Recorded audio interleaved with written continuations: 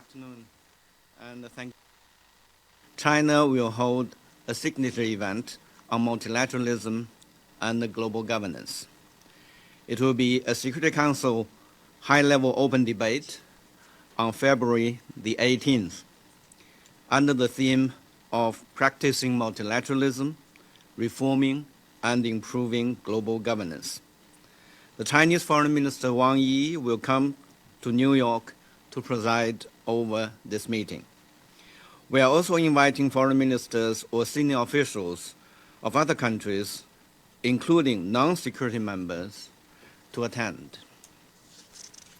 As we mark the 80th anniversary of the founding of the United Nations this year, and as the world enters a very turbulent period, the open debate aims to encourage countries to revisit the original aspirations of the UN, reaffirm their commitment to multilateralism and the important role of the United Nations, including the Security Council, and to explore ways to reform and improve the global governance. Welcome back. Many thanks for joining us. I'm sure you hear it loud and clear whilst looking at the screen. So let's turn our attention to the ongoing trade war between the United States of America and China, characterized by the imposition of tariffs and counter-tariffs on one another. And this war has been predicted to fuel the inflow of foreign direct investment to African continent with improved trade collaboration among African countries and the implementation of the African Continental Free Trade Area. Now, Doc, whilst he was talking, that the Chinese government functionary was talking, he mentioned something twice, if I'm not mistaken, and he mentioned multilateralism. Multilateralism is, preferred to unilateralism and bilateralism. And multilateralism, as we've seen it, is where we see three or more than three countries coming together, using cultural interface, trade most especially, and the vehicle of global governance to discuss issues, most of which trade will be at the forefront of it. And this is not unconnected to the recent executive orders signed by the President of the United States of America, Donald Trump, about China imposing 10% tariff, and China is fighting back, imposing 15% tariff. We know Madam Ngozi Okonjo-Iweala saying, please do not respond tit for tat. But February 18, like he talked about, is looking forward where we can discuss multilateralism and how both countries or all countries involved, including the international press, will come together so that there will be a smooth landing for everyone. Do you look forward to that, or where do you think the pendulum will sway in this? Well, I don't think multilateralism had come to stay, as of course center of power has spread globally, and nobody has the monopoly of force anymore, and everybody has something that they are really very powerful about, that even as small as North Korea is not somebody you can push out of conversation table. But the big issue here is that all these conversations, they are negotiation. And like they always say, Georgia is better than war. And it's good that these negotiations are happening in a globe to foster conversation, that one person is not at the mercy of another. And I think it's good that American has thrown the first salvo, and then the entire globe is responding. But I think it's far more of interest to me to see African voices on this matter, because we're talking about the African Free Trade Zone agreement that's supposed to facilitate trade amongst Africa. How effective that institution has been is a conversation that we have to have. And this is why nations are getting together. And the truth is that all eyes is on Africa, who seems to be the whipping boy among the committee of continents. So we must begin to also develop our responses to this global geopolitics that's happening. And what should be African response? Yes, Donald Trump is not targeting Africa. He's targeting Asia. He's targeting Latin America, and even part of North America and Canada. So what is on board is the fact that, yes, why these elephants are fighting, the grass must prepare its own self. And I think this is the time for Africa. This is the time for Africa. And like somebody has said, poverty is an acronym for passing over opportunities repeatedly.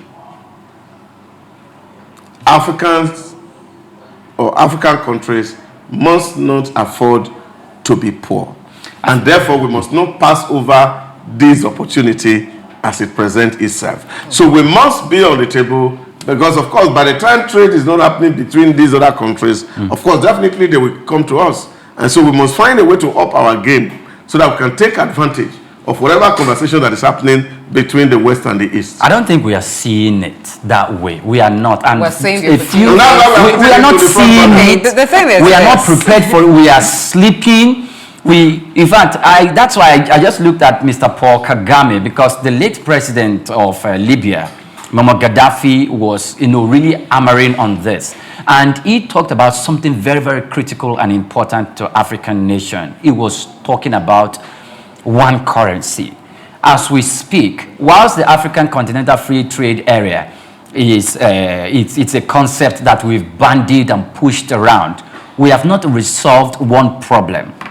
That is that one thing that is more like a cog in the wheel when it comes to trade, African countries trading with African countries, and that is the payment system. Why can't a Nigerian trade with Ghana, buy the Ghanaian cedi to pay? Why can't a Nigerian trade with Cameroon, buy the Cameroonian currency to pay? Why can't the Cameroonian pay us in Naira? Why must we pay in dollar? Okay, there are different sides to this issue. Now you hinged on one very important one, the preparedness of Africa to take advantage of these opportunities. So there's a lack of preparation, and that's why when opportunities like this come, it seems like it catches Africa sleeping, and so they're not able to utilize these opportunities. There is a conversation of multilateralism. That was China's ambassador speaking at the UN. And on the other hand, you have the US going about unilateralism, saying America for America. This runs in conflict. But at the end of the day, unilateralism cannot prevail at a wide level. The US is trying to do that by imposing sanctions. Now, when there are counter-sanctions, it may have to, at the end of the day, say, let's have a dialogue. What works? And that's coming back to multilateralism. And then the grass that would suffer if it doesn't take advantage of this opportunity is Africa. So when there is tariff imposition and counter-tariff imposition, it means that some of those companies that are affected in China and in the US may move to Africa. But what has Africa done to be able to take advantage of this? Let's look at the automotive industry, for instance. We're still doing assembly in Nigeria and some parts of Africa. The major components for vehicle assembly still comes from abroad. Now, if companies like that are saying, oh, maybe because we're operating in tariff zones, let's move our companies to Africa, where we can even get some of the materials, like those who are doing the EV cars and all of that, and some other companies, let's move to Africa. what is in that trade agreement? What constitutes the agreement? Are we just allowing them to tap primary products or have plans here? And we'll talk about local content without a concrete agreement of how our local content can benefit from the technology, how the participation would be. So except we take advantage of these agreements as they're coming to say, hold on, you've been doing business that has not been so favorable to us. This is how we want to have the business done. If you're going to site factories here, we're not going to impose tariffs on you. We want to create a safe haven for you to operate. But this is what will benefit.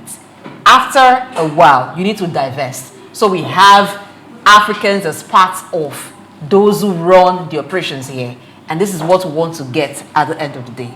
Except we become intentional about all of this. We're just going to have it and be happy, oh, they're moving to Africa. But what gets to us at the end of the day when they move? So it's about the preparedness and even knowing what advantage that you have. You talk about the common currency, which the AFCTA was supposed to have. Look at the volume of trade between African countries. It's even low compared to the way Africa trades with other countries. Yes, with the West. So are we going to expand? Are we thinking of expanding our trade volume? What we trade with each other? Because the trade volume will determine how urgent we then need that common currency. And there are also some political reasons that are delaying the attainment or the achievement of that common currency. Look at what happened with ECOWAS. So you have 3 members of ECOWAS pulled out. You have Niger, Burkina Faso, and Mali already forming their own economic bloc. So there are some of these issues are acting as a drawback to Africa speaking with one voice, coming up with that common currency, being able to build its trade advantage, its economic advantage, that it can take advantage of this. So these are some of the issues we need to be looking at. What advantage do we have? How do we negotiate to say, yes, we're open to multilateralism, but at some point, we need to even operate unilaterally to be able to stand and speak. What are advantages? Are we selling them?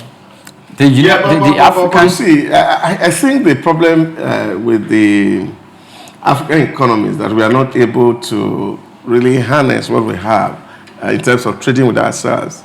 Is also related to all the issues that we'll be talking about, and these are the issues of competence and capacity. Don't forget that mostly all African countries, we deal on primary products. There's no industrial African country. South Africa is industrialized. And that's why they are not.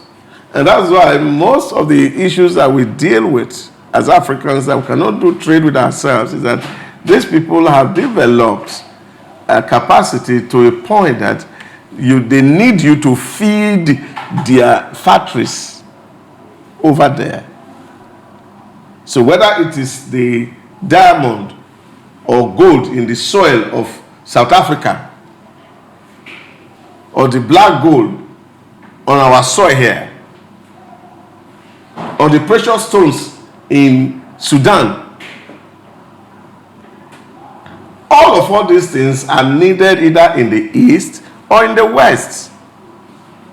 And that's why you see that the trade volume between Africa, whether to the East or to the West, is always skewing in their favor.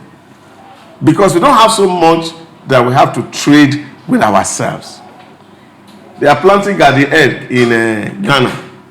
We are planting garden egg in Nigeria. So we only will look for a common market somewhere else.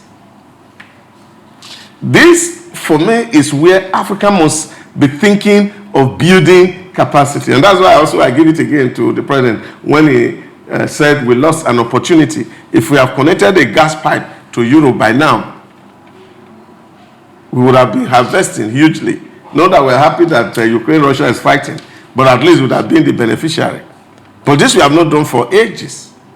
And thank God that that project is on course to see how to link Morocco to Spain and to the entire of Europe so that we can also supply African gas to Europe so that we have so much that we can share with this country. And this way boiled down to investment in critical infrastructure, in us deliberately industrializing our environment. And that was one of the things that really gave me out to Mr. President while he was campaigning. There were some very beautiful things he really spotlighted in his renewed hope agenda, and that is creating hubs around Africa. I remember when he was in Benin and was talking about the issue of Yahoo Yahoo, and said we can harness these boys to become the ICT hub. Now you're talking about Abba, you go to Arara market, and you are seeing that these guys are already doing things locally. How do we empower them to create an environment for them to thrive, to produce Nigerian homemade appliances? We talked about Niger Delta, where people are using drums to boil crude. How are we going to harness these boys and train them specifically for that purpose? That the technology to build modern refinery is in here. How are we going to invest in Adamawa, in Katsina, such that the dairies, the cheese that we eat, we are selling to them? Or invest in Ondo, so we are no longer eating imported chocolates, but our raw cocoa are here now being processed, and we are making Nigerian chocolate that beat whatever that can come from Switzerland. These are the conversations that these governments in Africa must begin to have. Okay. So that we can create products that can have international acceptability. But as long as we remain producers of primary products, then of course trade between ourselves as Africans really cannot happen. The African Development Bank is in touch with all central banks of African countries, as many African countries that are there. And if we're talking about transforming Africa to become the industrialized continent, and the African Development Bank is not working, if it's not working with all the central banks of African nations, we don't see ourselves heading anywhere significant. Because I remember vividly the Femi Adesina, who from the Jonathan's administration as the Minister of Agriculture, was nominated and brought in as the president of African Development Bank and served faithfully. I saw his zeal and the zest he had to influence development in both agriculture and other industries, including the medical health sector, to develop African countries by bringing these African countries together and also doling out loans and monies for them to work so that we can get somewhere meaningful. And also, since the current administration is looking at a $1 trillion economy come 2026, we've been seeing our banks going through the recapitalization system, where we've been moved to the 250 or 500 billion naira threshold. With that, and the banks have this sufficient data to know who and where to channel loans to, don't you think we should be getting somewhere productive at the end of the day? Or are we still going to continue to be at the mercy of the West? You see, I was sharing with my youth in church yesterday that, you see, there's a culture that transforms society. And that's, we're speaking to them about the power of the gospel. And what is gospel? Gospel is just simply good news. That there's an opportunity for you to actually be free. And that people are taking advantage of these opportunities. When it happened in Europe, it led to its industrialization. Because the whole work ethic changed. And that's where the concept of dignity of labor came from. That today, whatever you are doing, whether you are a cleaner, whether you are a scientist, or whether you are an engineer, you will not earn, but the truth is that that job which you are doing is valued. And there was a culture that drove that kind of narrative in Europe. They call it the Protestant ethics, which was popularized by Max Weber.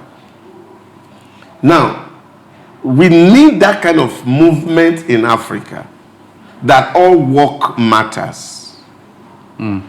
All work. It doesn't matter what kind of work. Whether you're a mechanic, whether you're a repairer, it's work, and there's dignity in it. That is not until we put on suit and tie that we are dignified. That we should have respect one for another. And that is the only thing that can unleash the creativity in the mind of an average African. So we are not actually looking out for those opportunities that exist in an ideal, or what political scientists call a utopian state. So we are all, as Africans, living in the utopian at the moment. How are we going to tap into the energies that the young people here in Africa carry is a conversation. So that creativity is learned. I saw a small video 2 days ago, somebody talking about China. How 2-3 years old children in China already be preparing. They are being prepared to take over the world by craft. So it's not just teaching them number and Queen's English like Blessing is speaking here. It goes beyond that. It's also I don't training understand them. how the straight bullet suits me. It's also training them to use their hands. Indians don't speak good English, but they understand the technology. But we value English here over creativity. Over That's creativity. the problem. I don't think we valued English more than creativity. Look at the way we assess an educated person in Nigeria. If someone comes into this room and the person can speak very well, you know, they're very well articulated in the way they speak, compose their sentences, you and I would assume they're educated. But if the person has studied, for instance, maybe banking and finance, and so you ask them to deliver on that role using the education they've gotten, and they cannot deliver on that. So you then question whether or not they're educated. But at first, as long as they can speak very well, speak English very well, and somebody comes in, the person can't speak English very well, we tend to think the person who can speak English very well is more intelligent than the other person. So English has become the standard by which we gauge an educated person, an intelligent person. So there is focus on speaking well or speaking English very well than actually having skills that would produce things, skills that would translate to productivity. So that's why we have, that's kind of... I don't actually agree with you and Doc. I don't actually agree with you and Doc. But I'll allow it go today. I'll allow it go today. That is good. Because so that we don't... What happened in, I think it was 2014 or so, President Goodluck Jonathan made a statement that rather than depend on flour and wheat to make bread in Nigeria, we should actually be using cassava to make bread. And this whole idea about cassava bread was everywhere. And I remember that day I was watching television with my mother-in-law. She has no any form of education at all.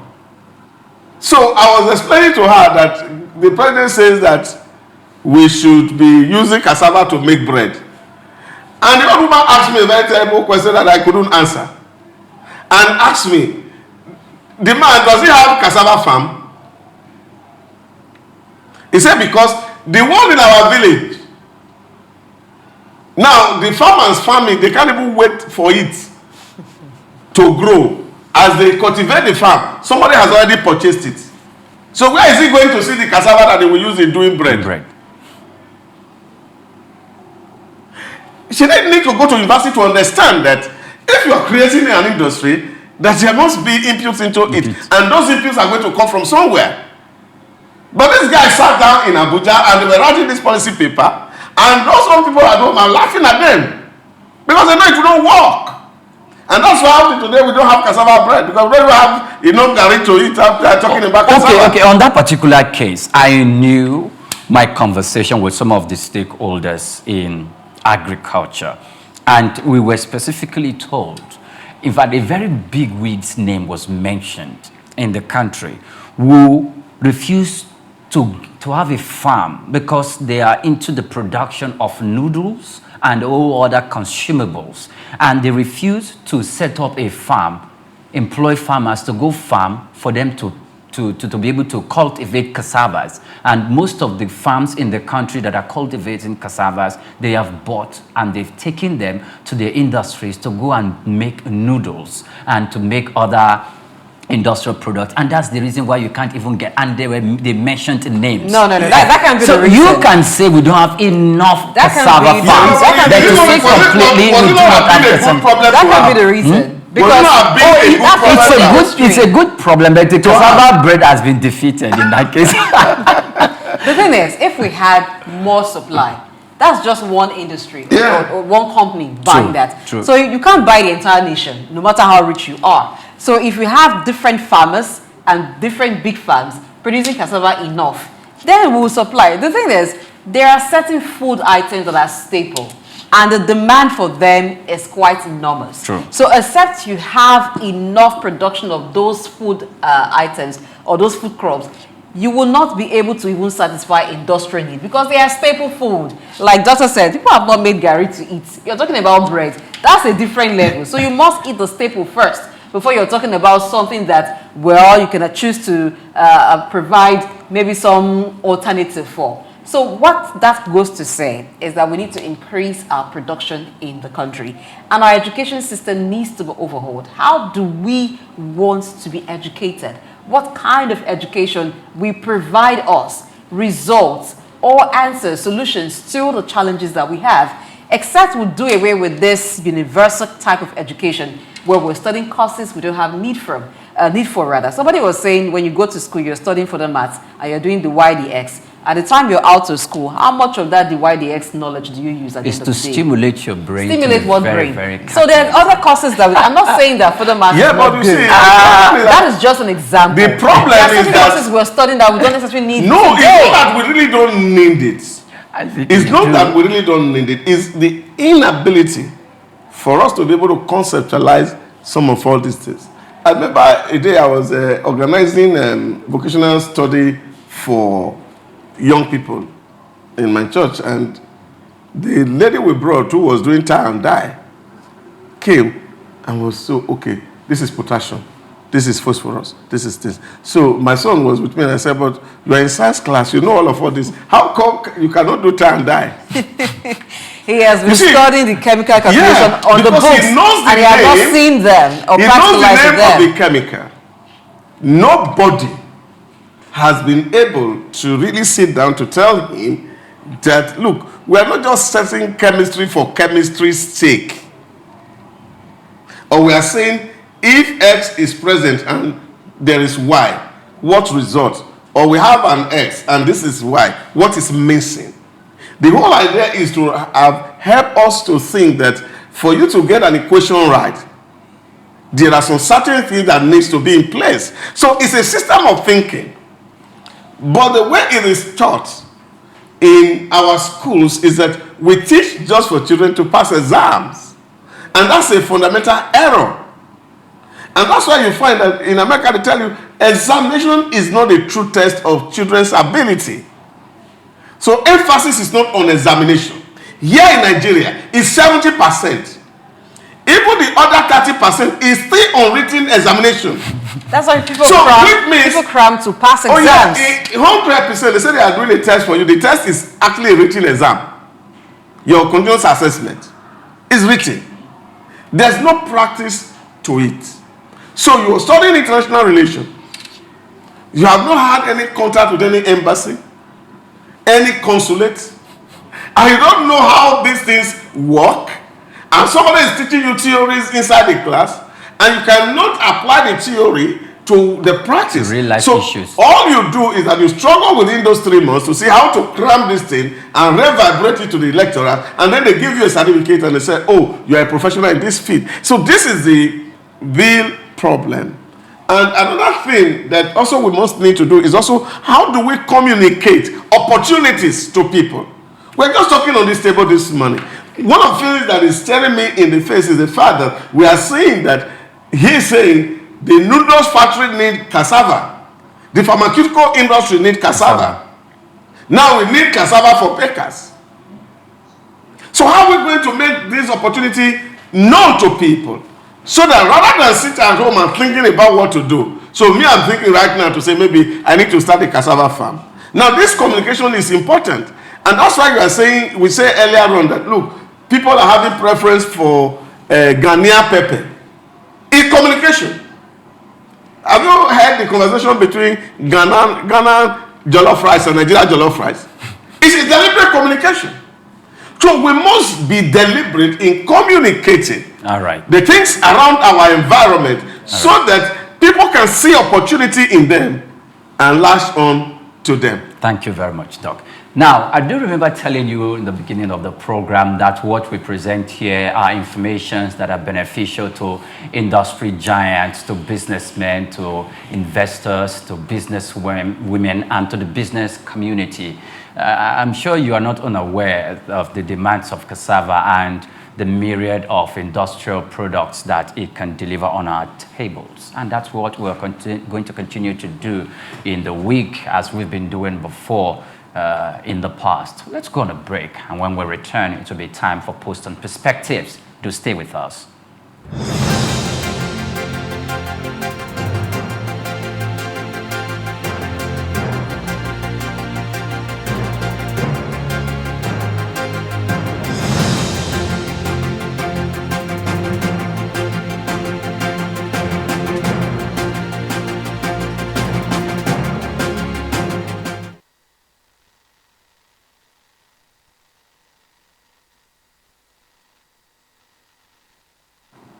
Okay, having been talking, it's time for us to hear from you, and this happens only on Post and Perspectives, because you've been watching and you've been saying, oh, I don't agree with Pri, I don't agree with Doc, but you agree with me. So you can let us know what you think. So we talked about a number of issues today from IPPIS, which is this a department under the Office of the Accountant General, through which those in the education sector have been verified, and then they can now be in the payroll of the federal government so that they can get their salaries, and salaries goes to no ghost workers. But this issue regarding the verification of that, some of them have not been able to complete the verification. Why that is, it has been a subject of discourse. So on that, we have Governor saying, Ghost Worker Syndrome, IPPIS, dead workforce, and the lot can be a thing of the past by simply engaging blockchain technologies. Okay, that's what the governor is saying. On that also, we have Musa Jida with a handle at Musa Jida. Weeding ghost workers is a surface solution.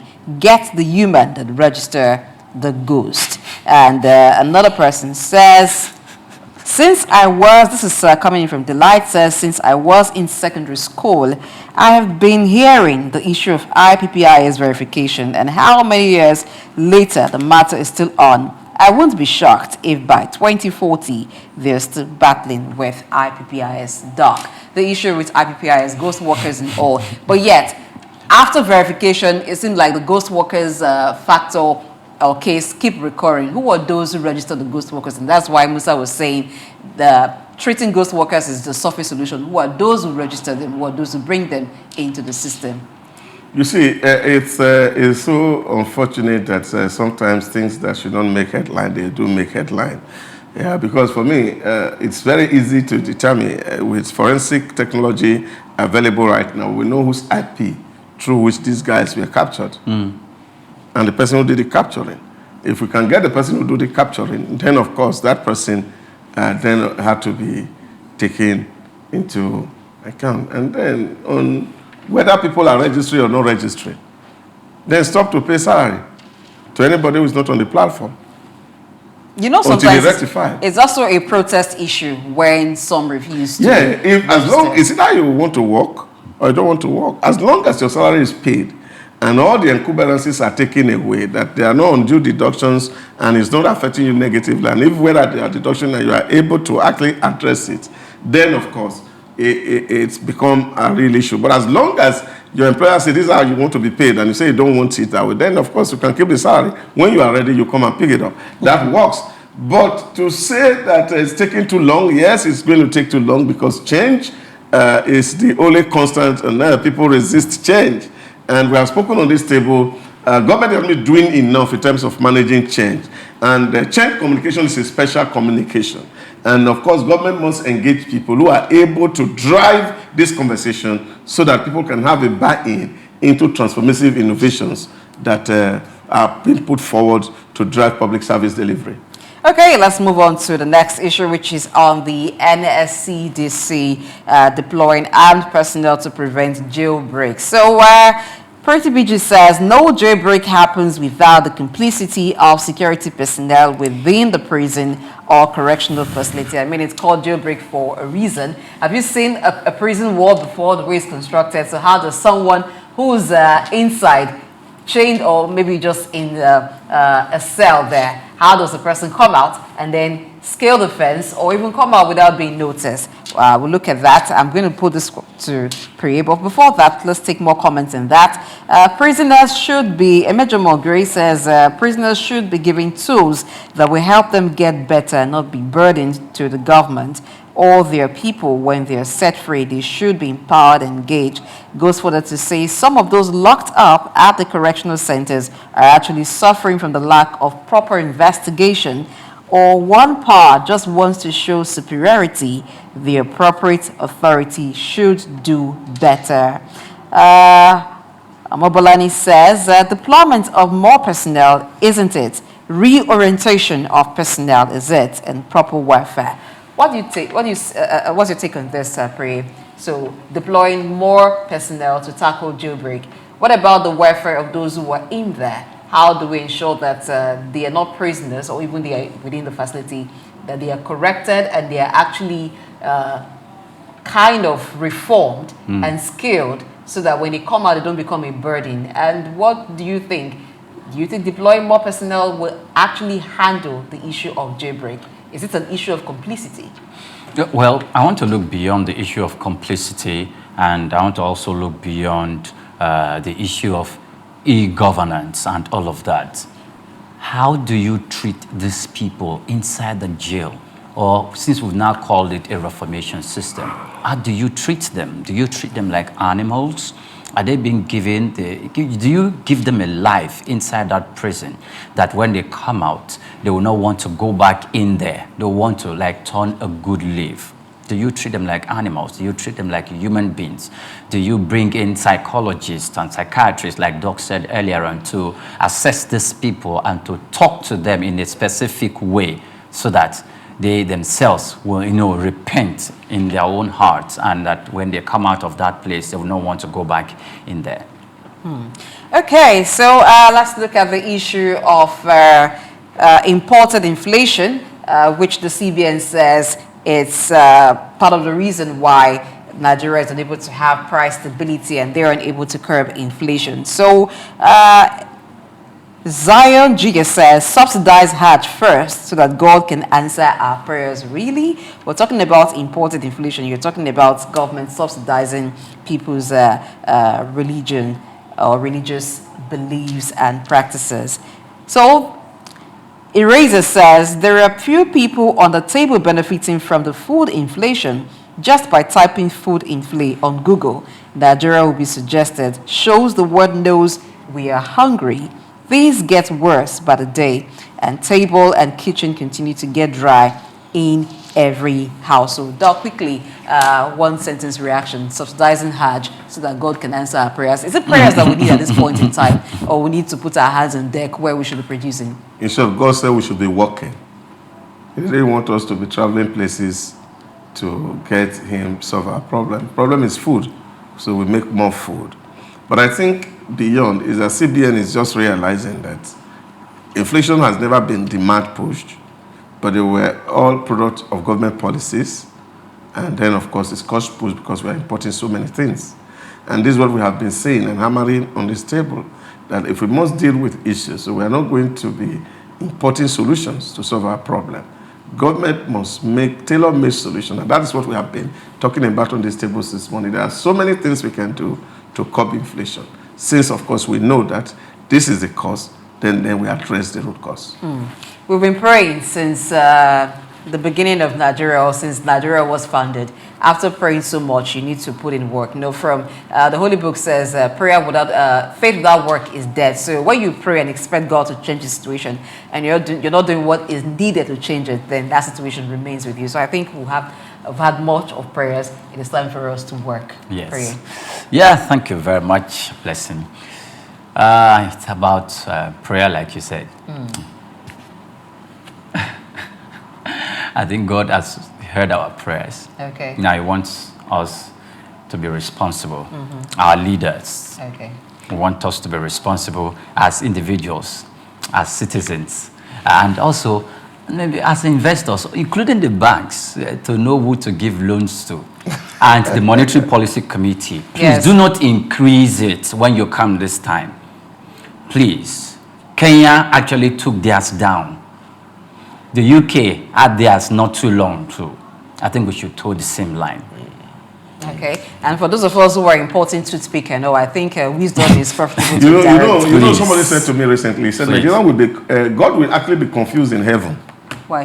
When we are asking us to pray, because number one is asking you, what are you actually asking God for? All the minerals that you need to prosper is under your feet. Okay. The environment that you need to do well, the condition is there. The people who can create the magic, they are here. What exactly are we asking God to give to us? Maybe we're asking God to give us the will to drill, baby drill. Over to you, prayer. Yes. Yes. So our final words, Doc, from you. Well, don't miss the front burner here. We don't just watch the news, we challenge it to make people understand it. We expect you to be part of that conversation. We'll be right here back again tomorrow.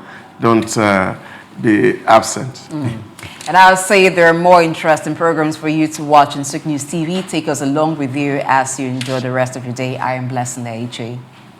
Yeah, and here, like you know, today we'll be discussing about food industrialization and all of that. These are things that touches you, not just in your skin, but I dare say it touches your bone marrow, because when something concerns food and business and money and income, that's how we survive. I'm Oyinpreye Krumale, looking forward to seeing you tomorrow. Good morning.